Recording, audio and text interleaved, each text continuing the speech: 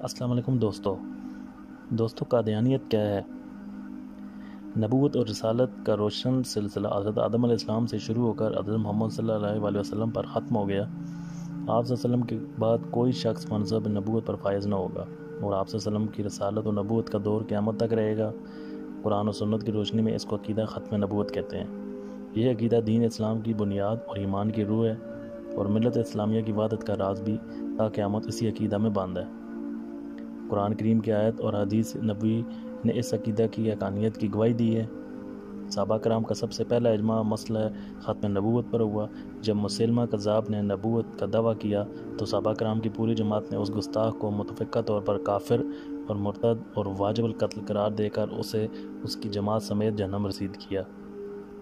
دوستو، ہر دور میں جھوٹے مدعیان کے فتنے آئے، لیکن ہر دور کے مسلمانوں نے ان فتنوں کو ختم کر کے اپنے اوپر جنت واجب کر لی۔ برصغیر پر قبضہ کرنے کے باوجود انگریز مسلمانوں کے جذبہ جہاد سے خائف تھا۔ اس نے اسلامی تاریخ سے یہ اخذ کر لیا تھا کہ مسلمانوں کی عزت جہاد سے اور مسلمانوں کی ذلت عدم جہاد سے ہے۔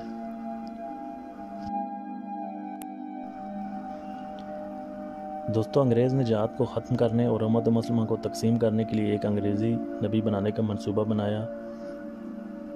اس کام کے لیے اس نے سیالکوٹ کچہری کے ایک منشی مرزا غلام احمد قادیانی کا انتخاب کیا، جس کا خاندان انگریزی حکومت کا وفادار تھا۔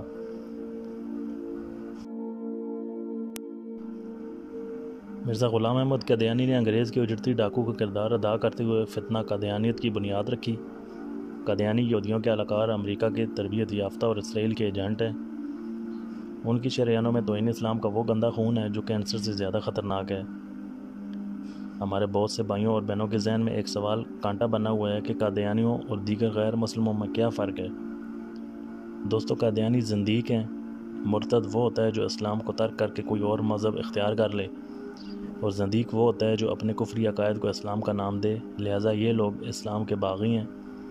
دوسرے کافر اپنے کفر کا اعتراف کرتے ہیں اور اپنے آپ کو غیر مسلم اور مسلمانوں سے الگ قرار دیتے ہیں، جبکہ قادیانی اپنے کفری عقائد پر ملمہ سازی کر کے مسلمانوں کو دھوکہ دیتے ہیں۔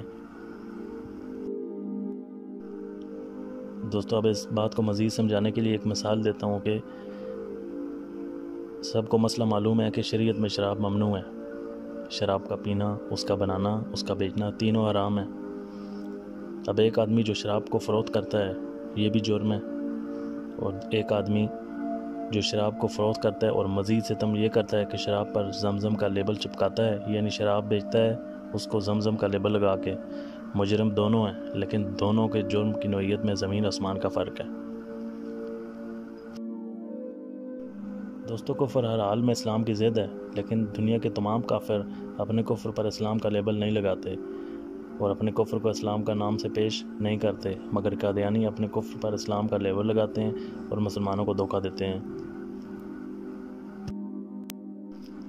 زندیق جو اپنے کفر کو اسلام ثابت کرنے پر تلا ہوا، اس کا معاملہ مرتد سے بھی زیادہ سنگین ہے۔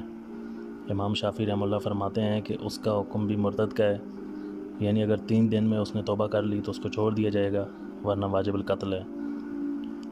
لیکن امام مالک فرماتے ہیں کہ میں زندیق کی توبہ قبول نہیں کروں گا، اس پر سزائے موت لازمی جاری کی جائے گی۔ لہذا مرزائی زندیق ہیں، کیونکہ وہ اپنے کفر پر اسلام کو ڈالتے ہیں۔ ساری دنیا جانتی ہے کہ محمد صلی اللہ علیہ وسلم آخری نبی ہیں، اور مسلمانوں کا عقیدہ ہے جس میں شک و شبہ کی گنجائش نہیں۔ 200 سے زائد ایسی احادیث ہیں جن میں نبی کریم صلی اللہ علیہ وسلم کے مختلف عنوانات سے، مختلف طریقوں سے ختم نبوت کا مسئلہ سمجھایا کہ حضور صلی اللہ علیہ وسلم کے بعد کوئی نبی نہیں۔ لیکن قادیانی کہتے ہیں کہ خاتم النبیین کا یہ مطلب نہیں ہے، بلکہ یہ مطلب ہے کہ آئندہ حضور صلی اللہ علیہ وسلم کی مہر سے نبی بنا کریں گے۔ اس کے بعد مرزا قادیانی کو نبی بناتے ہیں۔ یہ ہیں زندیق جو نام اسلام کا لیتے ہیں، لیکن اپنے کفری عقائد قرآن کریم کی آیت کو ڈالتے ہیں اور اپنے بہت سے کفری عقائد کو اسلام کے نام سے پیش کرتے ہیں۔ یہ شراب بیچتے ہیں مگر زمزم کا لیبل لگا کر۔ اگر یہ لوگ اپنے دین کو اسلام کا نام نہ دیتے، بلکہ صاف صاف کہہ دیتے کہ ہمارا اسلام سے کوئی تعلق نہیں، تو ہمیں ان کے بارے میں اس قدر فکر کرنے کی ضرورت نہ ہوتی۔ قادیانیوں کو آخر یہ حق کس نے دیا کہ وہ غلام احمد قادیانی کو نبی اور رسول سمجھیں اور پھر اسلام کا دعویٰ بھی کریں؟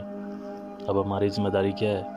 مرتد اور زندیق کے بارے میں اسلام کا قانون میں نے پہلے بتا دیا ہے، مگر یہ حکومت کا کام ہے، ہم انفرادی طور پر اس پر قادر نہیں اور نہ اس کی اجازت ہے۔ اس لیے ہم پر فرض ہے کہ ہم قادیانیوں سے ہر قسم کا بائیکاٹ کریں، ان کو اپنی کسی مجلس میں برداشت نہ کریں۔